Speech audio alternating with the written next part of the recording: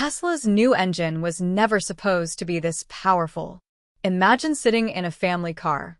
Cloth seats, cup holders, a trunk big enough for a week of groceries. Nothing about it looks dangerous. And then the light turns green, you press the pedal, and in about 2 seconds you're already doing 60 miles an hour. Not in a race car. Not in a $1 million hypercar built by hand in a workshop in Italy. In a car that rolled off a normal assembly line by the thousands. That kind of acceleration used to belong to fighter jets being flung off an aircraft carrier. Now it belongs to a component the size of a beer keg, bolted under the back seat of an ordinary sedan. And the strange part is that this component was never supposed to be this powerful. It was designed to be cheap. It was designed to be boring. It was designed to be mass-produced by the millions without anyone giving it a second thought. So, how did something built to be ordinary end up rewriting what people thought an electric motor could do? That's the story we're getting into today. To understand why this matters, you have to go back a few years to a moment when the entire narrative around Tesla was starting to shift.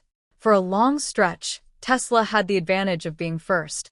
It had the head start, the brand, the story of being the company that dragged the whole auto industry into the electric age kicking and screaming. But head starts don't last forever, and by the early 2020s, the giants were waking up. Ford brought out the Mustang Mach-E and then the F-150 Lightning, an electric pickup that could run power tools off its battery and still tow a trailer. General Motors poured billions into a new battery platform and promised a wave of electric models across nearly every brand it owned. Volkswagen restructured entire factories around electric production. Even the luxury brands that had spent decades ignoring electric cars started rolling out serious competitors. Reviewers who once treated Tesla as the only real option in the room started saying, out loud, that the gap was closing. Some said it had already closed. That shift in tone matters more than it sounds like it should, because Tesla has never really sold cars the way traditional automakers sell cars. A company like Toyota sells dependability. A company like Mercedes sells prestige. Tesla, for most of its life, has sold the idea of the future itself, the sense that buying one of its cars puts you ahead of where everyone else is headed. That story is worth an enormous amount to how investors and buyers think about the company. And once competitors started producing electric vehicles that were comfortable, well-built, and genuinely competitive, that story started to wobble a little. Tesla needed a new reason for people to believe it was still out in front, and that pressure landed right around the same time as one of the most public stumbles in the company's history. The Cybertruck was supposed to be Tesla's next undeniable statement. A vehicle so radically different in shape and material that it would either be loved or hated, but never ignored. And for a while, it worked exactly as planned. Reservations piled up into the hundreds of thousands before a single unit had shipped. But once it actually reached production, the sales numbers came in well below what had been promised, and the truck became one of the more scrutinized products in the company's lineup. Reporting around vehicle registrations raised questions about how much of the early demand was coming from ordinary buyers versus entities connected to Musk's other companies, and a series of recalls didn't help the narrative. None of this was enough to sink Tesla, which remains a massive and profitable company, but it did put a visible crack in the story of effortless inevitability that the brand had built itself on. At the same time, Tesla wasn't pulling back. It kept spending aggressively, with planned capital expenditures pushing past $25 billion, much of it aimed at artificial intelligence, robotics, custom chip development, and other long-horizon projects that wouldn't pay off for years, if they paid off at all. The robotaxi promises kept sliding. The humanoid robot remained mostly a demo. Investors and analysts were left with a simple, uncomfortable question. Where was the next real advantage supposed to come from, if not the stage presentations and the far-off promises? The answer, it turns out, wasn't sitting in a keynote at all. It was spinning quietly inside the most unglamorous part of the car, a part almost nobody outside the engineering world ever thinks about, the electric motor itself, and specifically the rotor at its core. To appreciate why this is such a big deal, you need to understand a trade-off that electric motor engineers have lived with for decades. In simple terms, you can build a motor for raw power, or you can build one for efficiency, but pushing hard on one side tends to cost you on the other. Spin a rotor faster, and you get more power and quicker acceleration, but you also generate more heat, more mechanical stress, and more energy lost to friction and vibration. Tune the motor instead for smooth, efficient long-range driving, and you give up some of that explosive punch. For a long time, this wasn't treated as a puzzle waiting to be solved.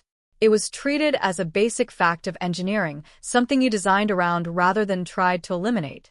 The reason for this trade-off comes down to physics happening inside the rotor itself. As a rotor spins faster, the material inside it is being pulled outward by centrifugal force, and that force doesn't increase gently. It scales with the square of the rotational speed, meaning that doubling the speed roughly quadruples the outward stress on the material. Push a conventional rotor too far, and it can start to deform, ever so slightly at first, enough to throw off the balance of the whole assembly, generate excess heat, and in the worst cases damage the magnets or the structure itself. So the safe, standard approach has always been to keep rotor speeds within a conservative range and build the rotor heavier and stronger to handle the stress, accepting the compromise that comes with it. This is where independent teardown engineers come into the picture. In the EV industry, when a company claims a breakthrough, the people who actually verify it aren't marketing departments, they're technicians who buy the vehicles themselves, take the motors apart on a workbench, and look at exactly what's inside. Several well-known teardown specialists, including engineers at firms like Monroe Associates, have spent years doing exactly this with Tesla's drive units, comparing them piece by piece against motors from other manufacturers. And one detail that has repeatedly drawn their attention is how Tesla's newer permanent magnet motors handle the rotor itself. Rather than relying purely on a thicker, heavier rotor structure to survive high speeds, Tesla's newer drive units use a carbon fiber sleeve wound tightly around the rotor core. Carbon fiber is the same material aerospace engineers reach for when they need something that is both extremely strong and extremely light, the kind of material used in aircraft components and high-end racing chassis. Wrapped under carefully controlled tension around the spinning rotor, that sleeve acts like a restraining band, holding the rotor together against the outward force that would otherwise limit how fast it could safely spin. This isn't a Tesla invention, out of nowhere. Carbon and composite rotor sleeves have been used in aerospace and industrial motor applications for years. What's notable is Tesla applying the approach at large scale in a mass-produced consumer vehicle at a price point nobody else in the auto industry has matched. The practical effect of this is that Tesla's motors can safely spin at significantly higher speeds than most competitors' motors, with some of its permanent magnet designs reported to reach into the range of the high teens to low 20,000s of revolutions per minute range, well above what most conventional automotive electric motors have historically run at. But the more important part, the part that tends to get lost in the excitement over the raw number, is not the top speed itself. It's the stability that speed comes with. A rotor that spins without wobbling or deforming keeps its magnetic fields properly aligned, and a well-aligned magnetic field wastes far less energy as heat and vibration.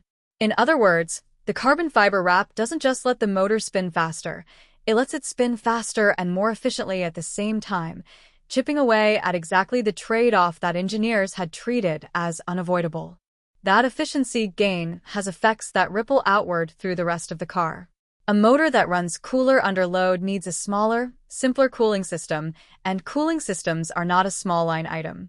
They add weight, take up space, and introduce more components that can fail or need maintenance down the line. By reducing how much cooling infrastructure the drive unit needs, Tesla isn't just making a faster motor, it's simplifying the entire assembly around it, and simpler generally means cheaper to build at scale.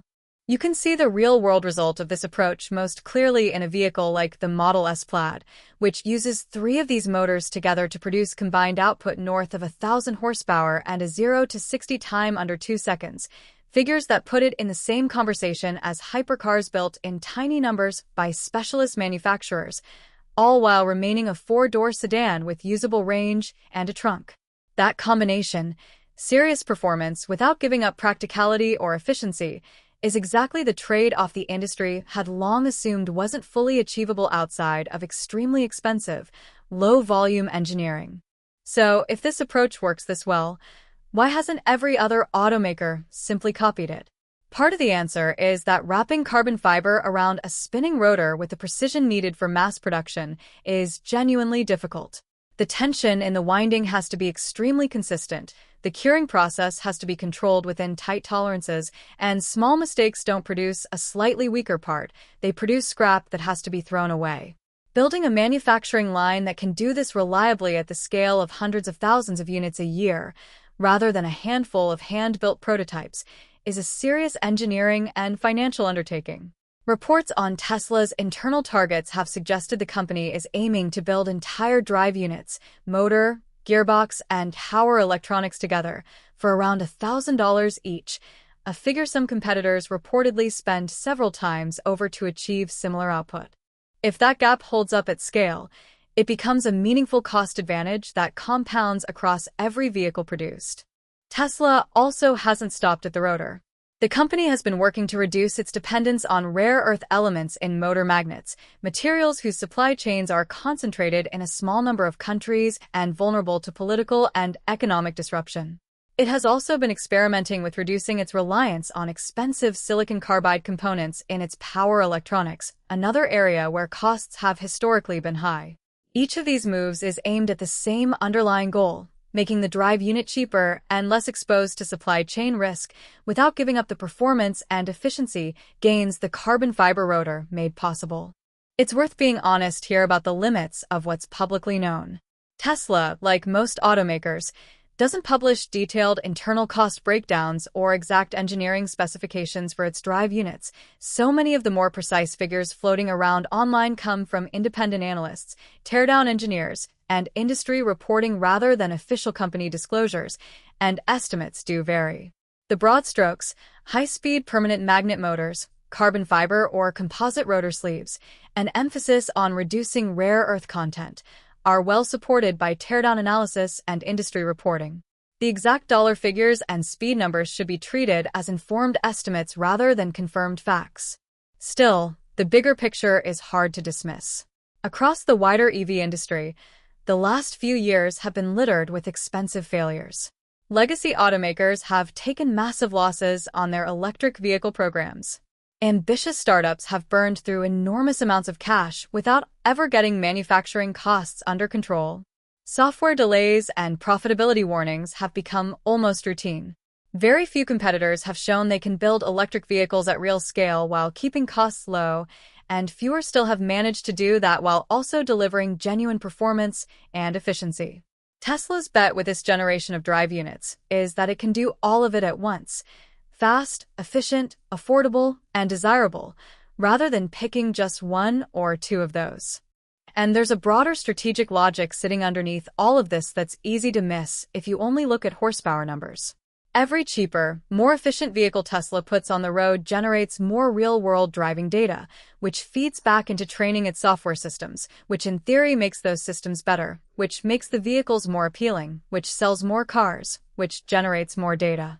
It's a loop that becomes harder for competitors to break into the later they arrive, because they're not just competing on the car in front of you, they're competing against years of accumulated data and manufacturing refinement they don't have access to. The batteries, the chips, the factories, and the charging network all reinforce each other, and the motor sitting quietly under the back seat is one of the pieces making the whole system turn. None of this means the race is decided. Competitors are not standing still. Regulatory pressures on EV incentives are shifting in various countries, and Tesla itself still has to prove out its more ambitious bets on autonomy and robotics, areas where promises have consistently arrived faster than results. A single component, however clever, doesn't guarantee a company's future. But it does help explain something that had genuinely puzzled a lot of industry watchers: how a company that stumbled publicly with one of its flagship products and that was pouring enormous sums into unproven long-term bets still managed to hold on to a real technical edge in the part of the business that actually pays the bills today, the ordinary electric car parked in an ordinary driveway. So, here's the real question worth sitting with. Was the carbon fiber wrapped rotor really the quiet breakthrough that kept Tesla ahead while everyone was watching the flashier headlines? Or is this just one clever engineering trick among many that competitors will eventually match once they're willing to pay the cost of getting the manufacturing right? Either way, It's a reminder that in an industry obsessed with big reveals and stage presentations, some of the most consequential decisions get made in the part of the car nobody thinks to ask about. What do you think? Is this the edge that keeps Tesla out front, or is the gap closing faster than this story suggests? Let me know what you think in the comments.